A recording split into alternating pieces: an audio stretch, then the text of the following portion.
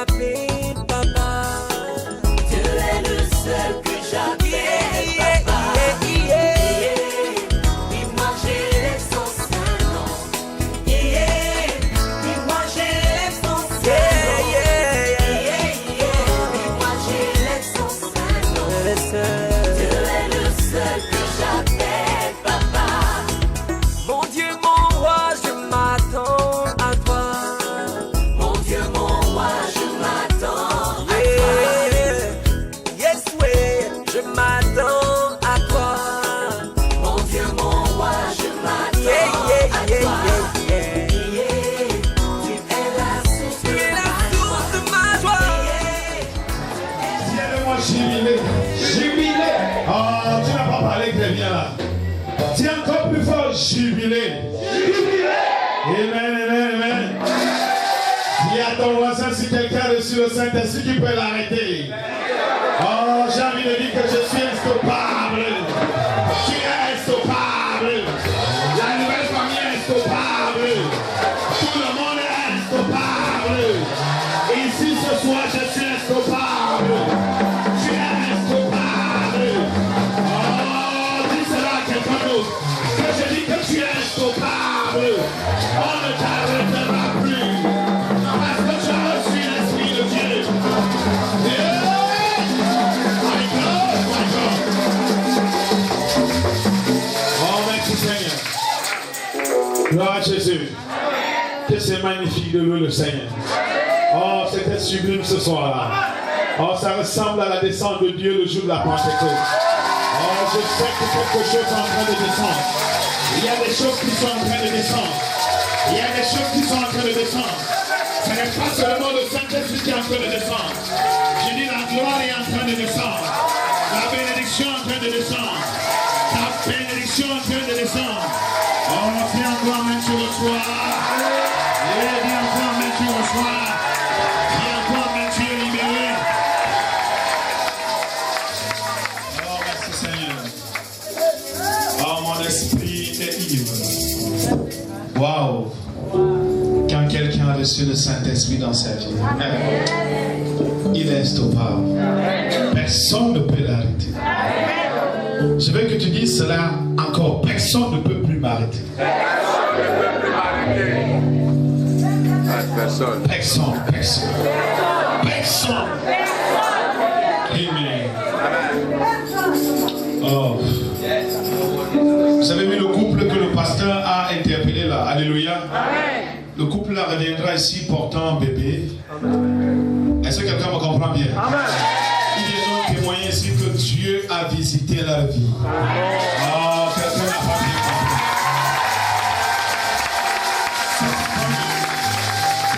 Cette femme va allaiter un bébé très bientôt au nom de Jésus. Ton amen ne veut pas sceller ma prophétie pour... Oh! C'est encore ton amen.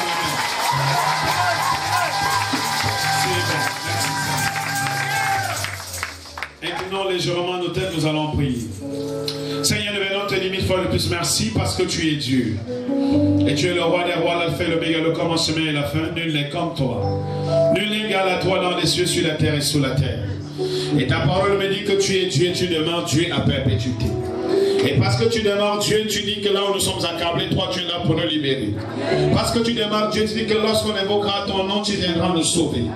Parce que tu demeures Dieu, tu dis que quiconque te cherche de tout son cœur, tu te laisseras trouver par cette personne. Ce soir, si nous sommes là, c'est parce que nous te cherchons et nous voulons te voir. Nous voulons t'écouter, nous voulons recevoir de toi, nous voulons expérimenter de toi. Alors nous te donnons la première place, la meilleure place, la grande place ici ce soir, afin que tu puisses nous visiter au-delà de nos attentes au nom de Jésus. Seigneur, bénis également, Seigneur notre Dieu, ce programme, au-delà de ce qu'on a demandé au nom de Jésus. Bénis la vie de tout le monde, au-delà de ses imaginations au nom de Jésus. Saint-Esprit de Dieu, prends contrôle. Moi, je m'en vais disparaître afin que toi, tu apparaisses pleinement. Et que tu nous donnes de marcher selon la pensée de ta connaissance et selon l'onction de ta puissance au nom de Jésus. Que ce jour soit un jour particulier. Relâche une onction particulière et agis d'une manière particulière dans le nom de Jésus. Que le peuple de Dieu dise Amen.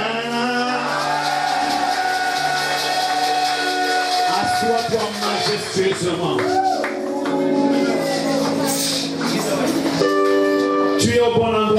la bonne personne. J'aimerais que tu es au bon endroit avec la bonne personne. Jésus reste la bonne personne.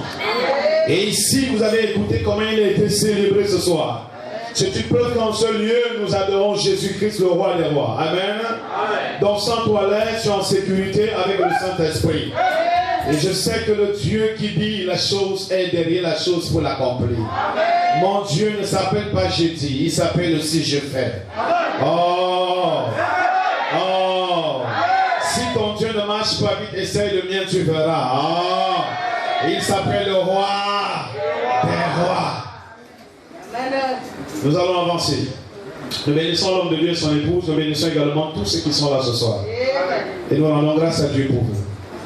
Le thème de ce soir reste fixé sur le thème de notre séminaire, l'ouverture des portes. Mais ce soir, nous allons aborder l'ouverture des portes dans un autre sens, un peu plus charismatique, dans le plan de la connaissance et du caractère. Vous savez, je suis sûr et certain, par le biais de la foi, que tous ceux qui ont pris ce programme depuis le commencement, et même ceux qui n'ont pas commencé mais qui étaient là hier, les portes sont réellement ouvertes. Et toi qui venais d'arriver brusquement, je t'annonce qu'elle est déjà ouverte. Oh my God, tu bénéficies de la grâce et de l'onction qui coule dans ce lieu. Ta porte de bénédiction est ouverte. Alors nous allons dire ce soir, comment faire pour garder ces portes ouvertes? Comment faire pour garder ces portes de bénédiction ouvertes? Parce qu'il y a plusieurs portes de bénédiction, c'est ça? Vous savez, la mariée, c'est une bénédiction, non? Amen. Les enfants, c'est une bénédiction. Amen. Les finances, c'est une bénédiction. Amen. La promotion, c'est une bénédiction. Amen. Et toutes ces portes, Jésus les a bien dit, nous a bien dit qu'il a déjà ouvert ces portes. Donc, je sais qu'elles sont ouvertes. Et maintenant, il faut garder ces portes. Et ce sont les secrets pour garder les portes que nous allons écouter. Amen. Amen. Je vais commencer d'une manière douce et je vais finir gravement. Nous sommes d'accord? Mais je ne vais pas prendre beaucoup de temps avec la parole. Parce que on va oindre tout le monde ici. Amen. Amen. Pendant que j'ai prié le matin, je dis Seigneur, juste à la clôture du séminaire, il faut quelque chose. Alléluia. Il m'a dit nous allons verser l'onction. Vraiment, nous allons verser l'onction. Ah, tu parles comme quelqu'un qui n'a pas compris. Hey. Nous parlons du premier secret. Pour garder ta porte de bénédiction ouverte. Le premier secret se trouve dans le livre de Genèse, chapitre 39, à partir du verset 1 au verset 6. Nous allons rapidement lire. Et puis je vais développer ce secret en quelques 5 minutes. Je vais passer au deuxième secret, au troisième, au quatrième secret, et peut-être au cinquième, et je conclue mon message par l'imposition des mains. Nous sommes dans Genèse 39 à partir du verset 1 au verset 6.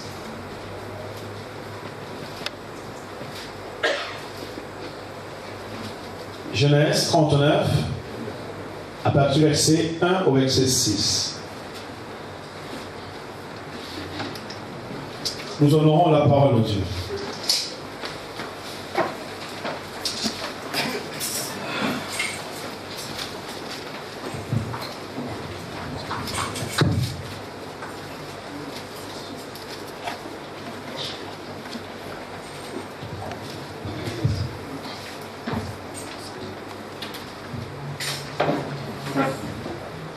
Je lis la parole de Dieu dans Genèse 39 à partir du verset 6. À partir du verset 1 à 6. À partir du verset 1 à 6. Oui. On fit descendre Joseph en Égypte. Et Potiphar, officier de Pharaon, chef des gardes égyptiens, l'acheta des Israélites qui lui avaient fait descendre. L'Éternel fut avec lui, et la prospérité l'accompagna. Il habitait dans la maison de son maître l'Égyptien. Son maître vit que l'Éternel était avec lui, et que l'Éternel faisait prospérer entre ses mains tout ce qu'il entreprenait. Joseph trouva grâce aux yeux de son maître, qu'il employa à son service. L'établit sur sa maison et lui confia tout ce qu'il possédait. Dès que Potiphar l'eut établi sur sa maison et sur tout ce qu'il possédait, l'Éternel bénit la maison de l'Égyptien à cause de Joseph. Et la bénédiction de l'Éternel fut sur tout ce qui lui appartenait, soit à la maison, soit au champ. Amen. Amen. C'est bon là, c'est bon. Prenons place. Merci. Bien-aimé dans le Seigneur, ici Joseph est le 4e patriarche. Je dirais le 2e patriarche dans le livre de Genèse. Amen. Le premier patriarche c'est Abraham, le 2e Isaac, le 3e c'est Jacob et le dernier c'est Joseph. Et la Bible dit que Joseph sort d'une famille où il est dans la lignée des derniers, persécuté par sa propre famille, influencé par ses propres frères, qui n'est-ce pas ont vu les valeurs de Dieu dans la vie de Joseph et qui ont été jaloux de Joseph jusqu'à ce qu'ils ont voulu la mort de Joseph. La petite histoire dit que quelque temps plus tard, ils ont décidé de le tuer, mais un a dit non, on peut le vendre aux marchands ismaélites. Et il y avait une caravane qui passait pour aller en Égypte et c'est comme ça qu'ils ont proposé leur frère, leur petit frère Joseph en achat aux marchands ismaélites. Et il fut acheté, et quand il fut acheté, arrivé en Égypte, il fut vendu à un commandant, un officier, Potiphar. La Bible dit que, cependant, Joseph avait un attachement particulier avec Dieu. Puisque la Bible dit que lorsqu'il entre dans ce pays appelé l'Égypte, il était avec Dieu et Dieu était avec lui. Donc le premier secret pour garder sa porte de bénédiction ouverte, c'est l'attachement à Dieu. Nous devons demeurer attachés à Dieu. Collado, comme disent les Grecs. C'est-à-dire qu'il faut rester connecté à Dieu. Il ne faut pas faire comme certaines personnes que lorsqu'ils sont dans le besoin, ils sont attachés, mais dès qu'ils obtiennent, ils abandonnent Dieu. Joseph était attaché à Dieu même avant d'expérimenter la prospérité. Et cela a permis à ce que, même lorsque la prospérité est arrivée, Joseph n'a pas abandonné Dieu. Et la Bible dit que même Potiphar, le païen, a confirmé que depuis que Joseph est entré dans sa maison, les choses qui ne marchaient pas ont commencé à marcher. Et cet homme s'est exclamé que oui, ça c'est vrai, ce garçon est accompagné par son Dieu. Puisque la Bible dit que sa présence dans la maison de Potiphar a apporté la prospérité et la bénédiction dans la maison comme dans les champs. Amen. Est-ce que quelqu'un me comprend bien? Ça veut dire que Joseph n'était pas un facteur de destruction ou d'échec dans la maison de Potiphar. Il y a plusieurs personnes, parce qu'ils ne sont pas attachés à Dieu, lorsqu'ils commencent à marcher avec toi, tes affaires commencent à échouer. Quand tu es seul, ça marche. Mais dès qu'il entre dans ta vie, tes affaires échouent. Joseph n'était pas ce genre. Et tu ne seras pas le genre qui fait échouer les autres. Tu seras le genre qui fait prospérer les autres. Parce que l'Éternel, le Dieu de la prospérité, est à toi et toi tu es à lui. Que quelqu'un dise Amen. Oh my God. Nous sommes ensemble, on avance. Bien-aimé dans le Seigneur, j'ai compris que avec ce passage, si nous les enfants de Dieu, nous restons attachés à Dieu. Vous savez, quand on s'attache à Dieu, cela ne veut pas dire que tous les jours, ça sera la gloire. Tous les jours, ça sera la louange. Il y aura les jours de la détresse. Il y aura les jours de la douleur. Mais ces jours ne viendront pas pour nous tuer. Ces jours seront des jours pour nous éprouver. Mais si nous restons fidèles, Dieu va finalement nous bénir et nous donner de prospérité et devenir des sujets de prospérité pour les autres. Et la Bible dit que finalement, parce que le commandant avait vu cela, il a établi Joseph dans sa maison. Et qu'au premier venu n'était pas établi. On l'a embauché comme ça, là, on l'a pris comme ça, comme un vulgaire employé. Amen. Mais lorsqu'on a constaté qu'il faisait prospérer les choses, finalement, on l'a pris en considération, on l'a établi. Donc, quand on enlevait le commandant, la deuxième autorité de la maison, c'était Joseph. Même la femme du Potiphar n'était plus la deuxième autorité. C'est le gars appelé Joseph qui est devenu l'éminent et le grand à la maison parce qu'il avait la bénédiction de Dieu dans sa vie. À partir d'aujourd'hui, si tu restes attaché à ta porte de bénédiction sera ouverte. Partout où tu vas arriver, tu seras une bénédiction pour les autres. Tu vas faire marcher les autres. Tu vas faire évoluer les choses. Si tu travailles dans une société, ton patron va te remarquer. Il va te distinguer. Que depuis que tu es arrivé, il n'y a plus d'échecs, il n'y a plus de défaites dans son entreprise. Que c'est à cause de toi que les choses marchent. Et il va te donner la grande place. Il va dire, comme tu étais là-bas en bas, monte ici en haut. Maintenant tu vas travailler à côté de mon bureau. Parce qu'il y a quelque chose en toi qui fait marcher cette structure. Et même si les gens te font les coups bas, tu ne seras pas ôté. Pourquoi? Parce que le patron connaît que s'il t'enlève, la structure a chuté. Amen, amen, amen. Et cela revient même pour les femmes. À partir d'aujourd'hui, madame, quand tu vas rencontrer un homme, même s'il va te faire les chichis, mais parce qu'il va constater que depuis que tu es entré dans sa vie, il a commencé à avoir des choses, il ne va jamais te rejeter au nom de... Aïe, aïe, aïe, aïe, aïe, aïe. Je prophétise pour toutes les femmes, levez les mains droites. À partir d'aujourd'hui, tu deviens l'onction de la prospérité dans un foyer. Tu deviens la source de bénédiction dans un foyer. Même si tu fais quoi, même si ton mari est en colère, comment, lorsqu'il va se rappeler que c'est à cause de toi que sa vie a changé, lui-même il va revenir et toi te dire, chérie, arrangeons le problème là. Oh, que les femmes donnent en ménage. Oh. Je m'en vais chez les hommes, que les hommes lèvent les mains droites. Prends les mains dans le Seigneur. À partir d'aujourd'hui, toi qui es un homme dans cette salle, tu deviens comme un Joseph. Aucune femme ne va t'abandonner. Je dis, elle est la mère de tes enfants. Elle va rester là collée. Même si tu fais quel genre de bêtises, elle ne partira pas. Pas c'est toi qui as mis l'alliance. Pas c'est toi qui lui as acheté la voiture. Pas c'est toi qui lui as construit la maison. Qui l'a élevé dans sa famille. Qui a doté, qui nourrit même sa famille. Qui aide ses frères et ses soeurs. Elle sera condamnée de rester là. Parce qu'elle sait que tu es l'arbre de vie. Tu as le fruit de la gloire. Que quelqu'un me dise en mérite de faire ça. Tu ne seras plus le genre que la femme méprise. Écoute-moi bien. Je suis en train de te bénir, homme. Tu ne seras plus le genre que la femme va murmurer derrière. Elle va dire que ça c'est même qui ça. J'ai même fait comment pour les rencontrer. Elle ne dira jamais ça. Ta belle-mère ne va pas regretter de t'avoir comme beau fils. Ton beau-père ne va jamais regretter de t'avoir comme beau fils. Parce qu'à partir d'aujourd'hui, tu reçois la valeur pour dominer dans ta belle famille. Tu reçois la valeur pour influer dans ta belle famille. Est-ce que je parle à quelqu'un? Est-ce que je parle à un homme?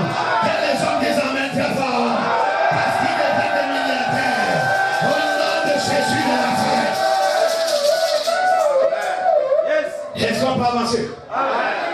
On est fatigué de voir les hommes être bafoués, méprisés par-ci par-là.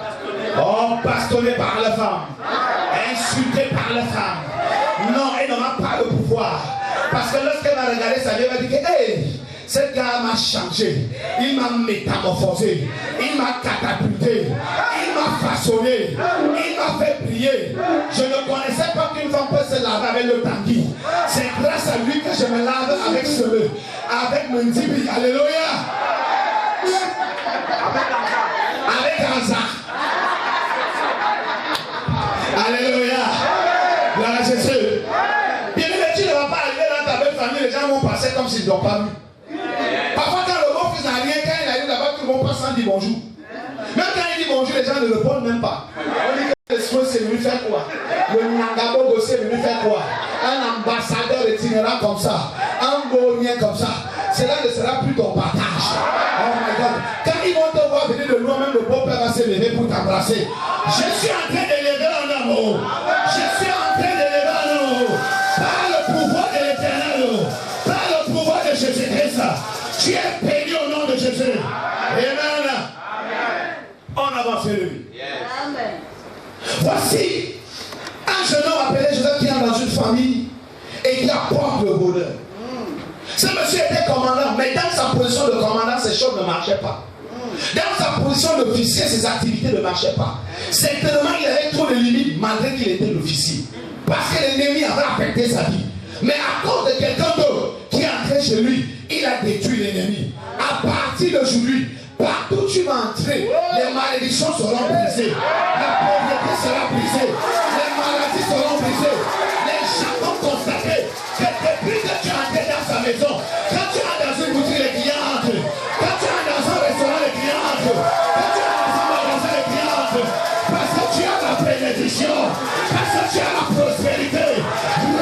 cela au nom de Jésus.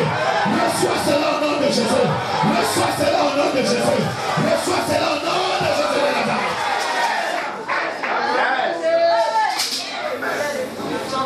Restons attachés à Dieu. Vous savez, la seule chose que Dieu est, c'est qu'on le quitte pour aller ailleurs. Mais si on est attaché à lui, il est à nous. Amen. Église du Seigneur, restons attachés à Dieu. Amen. Expérimentons le Dieu de Joseph. Amen. Amen. Qui, n'est-ce pas, non seulement il était attaché à Dieu et qu'il a changé la maison de Potiphar, il est arrivé dans un petit roi appelé Pharaon. L'Égypte était en train de tomber dans la crise. Amen. Quand Pharaon arrive, quand Joseph pour moi arrive, il va donner le conseil économique à Pharaon. Il a dit, monsieur le roi, si nous restons sans prévoir la crise, quand la crise va s'empirer, ça sera les prix. Il faut donc que tout le peuple soit sensibilisé à garder une portion pour préparer la crise. Là, quand la crise va arriver, on aura les épargnes qui vont anéantir la crise pour que le peuple ne soit pas dans la défaite. Lorsque Joseph a donné ce conseil, après avoir expliqué les sons de Pharaon, Pharaon a pris l'engagement et a dit à Joseph, à partir d'aujourd'hui, je t'établis comme mon bras droit. Regardez là où le gars sort. Joseph sort du fruit, il sort de la vente, il sort de la prison, il se retrouve au palais, il se retrouve à la tête d'une nation comme la deuxième personnalité. À cause de quel secret? L'attachement à Dieu. L'attachement à Dieu. Il a traversé plusieurs étapes. Amen. Non seulement sa famille l'a rejeté, il arrive chez Potiphar, il apprend le changement et la femme de Potiphar cause des problèmes aux garçons. Ouais, les femmes. Si le gars te bat, laisse-le. J'ai toujours dit aux filles et aux femmes à l'église, quand tu es un fiancé, ou alors tu es un prétendant, quand il veut te faire le chantage, fais le double du chantage. Ça veut dire que quelqu'un t'appelle, il te dit, tu sais, je voulais juste te faire comprendre qu'il faut qu'on se croise, j'ai quelque chose à te dire de particulier. Quand tu arrives à la rencontre, il dit, je suis désolé, je ne peux plus continuer avec toi. Tu sais, c'est que tu vas faire le plein pas. Ne tombe pas sur son épaule. Il va, non. C'est-à-dire que, cher ami, depuis 3 jours, je voulais t'annoncer la même chose que je n'ai plus de toi.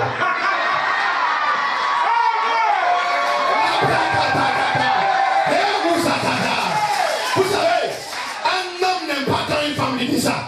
Si tu dis ça à un homme, alléluia, il va revenir sur ses paroles, il va te demander pardon. C'est que l'homme aime, c'est que tu supplies. S'il te plaît, pardon, ne me quitte pas, Yannick. Tu sais que si tu me quittes, c'est fini. Ma soeur, dis-lui ça. Il va dire que waouh, une femme ne m'a jamais dit ça. Est-ce que nous sommes ensemble? Mais je vais leur parler à la fille. La fille insistait. Et c'est le cas de plusieurs personnes aujourd'hui à l'église.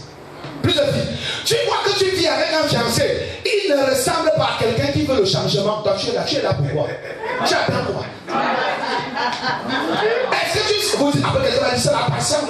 La patience, c'est quand on voit l'avenir et qu'on sent qu'il y a l'espoir. Mais si tu sens qu'il n'y a pas l'espoir, ma soeur, lave les mains comme Pilate.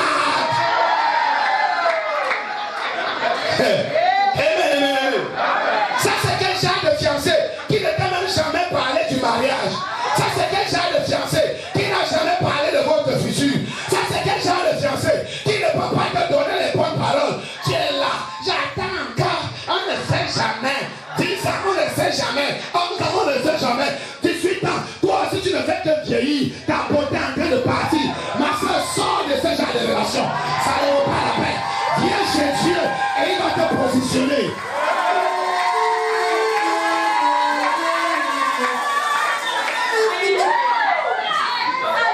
Chère sœur, madame, écoutez-moi bien.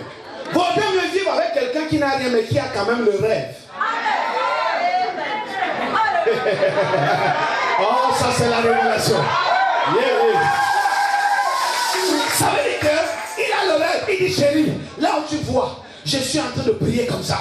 Parce qu'il faut que l'argent vienne. Je dois faire un mariage avec toi. Je dois te façonner. Chérie, je ne veux pas te lâcher. Il faut que je te bâtisse un grand temple. Je vais te mettre des sociétés partout. Ça, il a le rêve. Il a le rêve. Il te dit, allons sur le pasteur prie pour nous. Parce que les choses doivent changer. Il a le rêve. Viens pas à l'église, les choses doivent changer. Il a le rêve. Mais s'il n'a pas de rêve, quitte-la.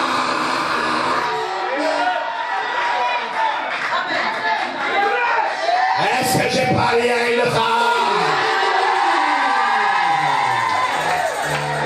Le tour n'est pas de dire j'ai aussi un copain, j'ai aussi un fiancé. Est-ce qu'il a le rêve? Les choses vont changer. Après ce programme,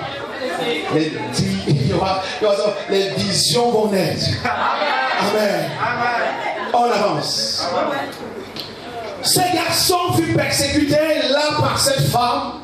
Il a dit avec répétition, je ne te veux pas. Joseph était tellement mignon et il avait un visage très beau. Et je vais rappeler ici qu'à la nouvelle famille, tous les hommes sont mignons et beaux. Vous pouvez voir votre pasteur. Vous pouvez voir la porte qui vous prêche ce soir. Oh my God. C'est là et qui preuve que nous sommes attachés à Dieu. Oh.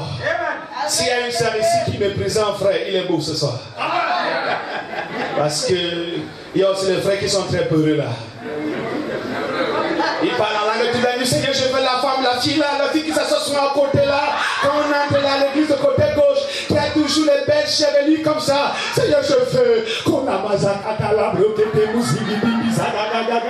mais dès qu'il arrive à l'église, oh, il passe la sœur comme s'il ne connaissait pas la sœur. Va dire mort! Il passe là, il se sent béni. J'ai rêvé de toi qu'on partait l'évangélisation. Quelle évangélisation? Dis-le! Il n'est pas interdit de draguer une sœur à l'église, mais il est interdit de faire la fornication à l'église. Pasteur Épiphan, c'est ça, non? Amen. On va pas faire là qu'il y a les frères, là, il y a les sœurs, là, on dit, on veut quoi? Faites la chose selon le Seigneur. J'avance. Moi, je suis de ceux qui encouragent les frères à se marier. Vous savez, quand un homme est seul, là, il fait tout seul, il dort seul, il parle seul, il mange seul, il goûte sa sauce seul, il se frotte le dos au mur seul. Ça devient très dangereux parce qu'il dort seul et il tombe seul, les personnes sans le lever. Qu'on se marie. On va verser l'onction du mariage là tout de suite. C'est bon. Bien aimé dans le Seigneur, il fut attaché par Dieu et il était attaché à Dieu, il était connecté à Dieu, il était consacré à Dieu. C'est le premier secret. Amen. Donc retenez ce premier secret, attachons-nous au Seigneur pour que nous puissions devenir les sources de bénédiction, de prospérité et avoir davantage des portes ouvertes. Amen. La première porte fut ouverte chez le commandant, celle-là fut encore fermée et Dieu a ouvert une autre plus grande. Donc quand on est attaché à Dieu, les portes vont s'ouvrir de gloire en gloire. Restons captés et attachés à cette vérité. Maintenant, deuxième secret, les pères spirituels. Toute personne sur la terre devrait comprendre que Dieu étant Dieu a bien voulu que l'homme en naissant sur la terre passe par le canal d'un homme. Amen. Et c'est pourquoi nous parlons ici des pères. Tout enfant de Dieu doit avoir sur sa tête et dans l'obligation d'avoir sur sa tête un père spirituel. Parce qu'un père spirituel, c'est une couverture spirituelle. C'est un guide. Un enfant qui n'a pas de père est un bâtard. Et je vous assure, c'est un danger. L'un des problèmes qui empêche aux gens dans les églises aujourd'hui de prospérer, c'est simplement parce qu'on a envie d'évoluer sans avoir la paternité. Pourquoi? Parce que certains ne veulent pas qu'il ait quelqu'un sur sa tête qui peut lui dire « Ne parle pas comme ça mon fils, ne fais pas comme ça ma fille. » On va être libre comme le vent. Et c'est là où plusieurs personnes échouent. Vous allez remarquer qu'un enfant qui a grandi au pied des pères, ou alors d'un père, amen, est différent d'un enfant qui a grandi dans la rue. Et ce soir, nous devons le comprendre. La Bible nous dit dans le livre d'Éphésiens, chapitre 6, le dernier chapitre d'Éphésiens, à partir du verset 2. La Bible dit que si quelqu'un veut vivre longtemps et heureux sur la terre, qu'il honore son père et sa mère. Et l'apôtre Paul dit qu'un nom ou ton père et ta mère selon le Seigneur. C'est-à-dire que là, il y a deux pères. Il y a les mains de deux parents. Les parents biologiques et les parents spirituels. Tu dois honorer ton père physique et aussi honorer ton père spirituel. Ton père physique physique, on l'honore selon le Seigneur. Le Père spirituel, on l'honore aussi selon le Seigneur. Si Dieu a placé quelqu'un au-dessus de ta tête comme un Père, Dieu n'est pas fou. Amen. Dieu sait ce qu'il fait. Et si tu veux être heureux et longtemps, il est important que tu aies un Père spirituel. Amen. Et tu es ici à la nouvelle famille, arrête de te comporter comme quelqu'un qui n'a pas un Père. Tu as un Père valable. Je l'ai dit convaincu par l'esprit. Alors, nous devons honorer nos pères spirituels. Moi, regardez là où je suis là. Vous pouvez imaginer le niveau que je suis arrivé, non? Mais moi, je vous assure que j'ai un père spirituel que je respecte énormément. Pour moi, c'est un Dieu. Oui, je vous assure. C'est pourquoi l'un de mes fils porte son nom. Quelqu'un, ma femme a accouché, dit que celui-ci va porter le nom de mon père spirituel. Parce que je sais que Dieu est passé par lui un jour pour m'enseigner et pour me dire une parole qui a fait quelque chose dans ma vie. Amen. Peu importe le niveau de révélation que j'ai aujourd'hui, je reconnais que j'ai un Père. Lui, il sait que j'ai eu beaucoup de dons, mais moi je sais qu'il est mon Père et je le respecte parce que Dieu est passé par lui pour m'exciter, pour me oindre, pour me bénir et m'enseigner. Et je ne blague pas avec ça. Quand je fais 3 mois sans aller chez lui, moi je sens que je ne suis pas, il y a quelque chose qui ne va pas. Vous comprenez bien? Il faut être vrai envers soi-même. Quand tu arrives à l'église, cherche à prendre la position d'un fils. Amen. Le fils, même s'il a les révélations, même s'il a les prophéties kilométriques, amen, il demeure un fils. Et le père demeure père. Parce que le père a toujours quelque chose pour élever le fils. Vous avez remarqué que tous les fils qui sont révélés dans la Bible ont échoué. Mais tous les fils qui sont restés soumis à leur père ont évolué. Joseph avait eu les visions, non? N'est-ce pas? Est-ce que son père Jacob avait eu la vision? Non. Mais Joseph avait besoin du manteau de son père Jacob. La Bible dit que Jacob a cousu une tunique de plusieurs couleurs. Donc le gars avait la vision et il fallait un manteau pour que la vision se réalise. Donc le père est celui qui donne le manteau, la couverture, le dépôt, qui amène à ce que ton rêve se réalise. Le diable reconnaît ces principes spirituels.